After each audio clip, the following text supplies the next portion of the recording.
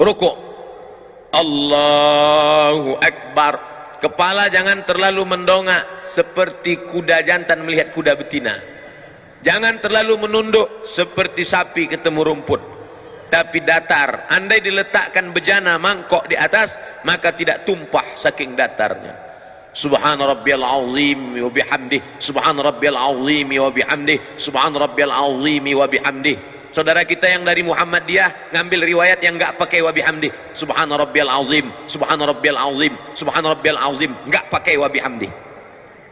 Ada lagi bacaan rukuk, ada subuhun qudus rabbul malaikati war ruh. Ada lagi subhanakallahumma wa bihamdika asyhadu an la ilaha illa anta allahumma rabbighfirli. Ada saya tuliskan beberapa bacaan-bacaan rukuk.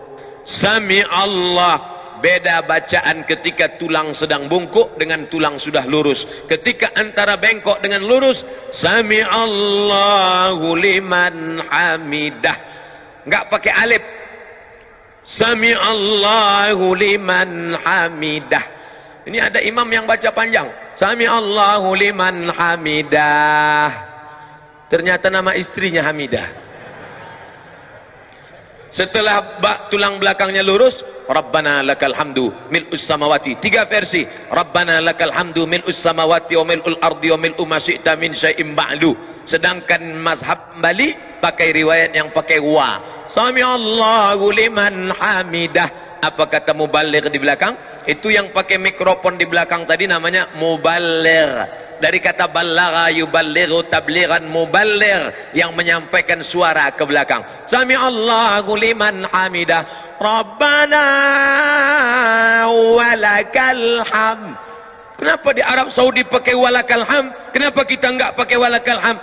Karena memang ada 3 riwayat. Riwayat pertama, Rabbana lakal ham. Riwayat kedua, Rabbana walakal ham. Riwayat ketiga, Allahumma Rabbana lakal ham. Ujungnya sama, mil'us samawati wa mil'ul ardi wa mil'u ma syi'ta min syai'im ba'du.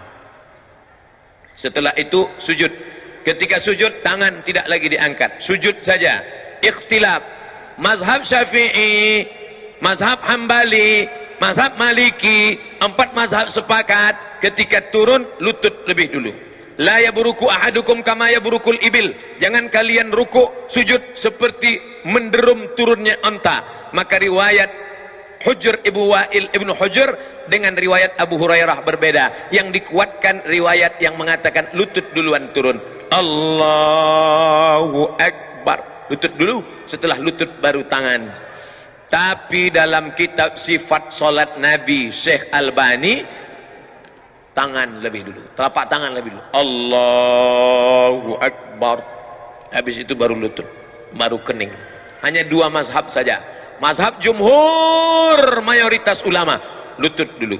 Mazhab Syekh Nasruddin Albani dalam sifat salat Nabi, tangan dulu. Jangan buat mazhab ketiga, kening dulu. Enggak ada itu. Nah, lalu kemudian dia pun sujud. Allahu Akbar. Subhana rabbiyal a'la wa bihamdih, subhana rabbiyal a'la wa bihamdih, subhana rabbiyal a'la wa bihamdih. Allahu Akbar. Inilah yang banyak dilalaikan, dilupakan orang. Pada saat ini kita sedang meminta 8 permintaan kepada Allah. Rabbighfirli warhamni wajburni warfa'ni warzuqni wahdini wa'afini wa'fu anni. 8 proposal kepada Allah. Tapi banyak orang yang tidak ingat entah apa yang dia katakan kepada Allah. Rabbighfirli, please forgive me, oh my God. Warhamni, please bless me. Wajburni warfa'ni warzuqni wahdini wa'afini wa'fu anni. Khusyukkan kepada Allah Subhanahu wa taala. Kita sedang bersimpuh di hadapan Dia yang menciptakan presiden dan wali kota, yang menciptakan segala makhluk raja-raja. Kita bukan bersimpuh di hadapan penguasa, tapi di hadapan yang maha kuasa. Ya dzal jalali wal ikram, ya fa'alul lima yurid, ya man qada amran innama yaqulu lahu kun fayakun. Setelah itu sujud. Allahu Akbar. Subhan rabbiyal a'la wa bihamdih, subhan rabbiyal a'la wa bihamdih, subhan rabbiyal a'la wa bihamdih. Ketika akan bangkit bangun naik ke atas, maka dianjurkan jilsatul istirahah. Jangan langsung bangun, tapi duduk istirahat. Allah. Ini yang disebut duduk istirahat. Duduk istirahat, baru bangkit ke atas. Duduk istirahat dulu. Setelah duduk istirahat, sunnah hukumnya, barulah bangkit bangun ke atas. Ketika bangun ke atas, wa ya'tamidu ala rahatihi, Nabi bertumpu kepada telapak tangan. Ya'tamidu ala rahatihi, bertumpu kepada telapak tangan. Allah, tumpu telapak tangan. Tapi tadi saya melihat Ustadz Arifin bertumpunya tidak dengan telapak tangan, tapi dengan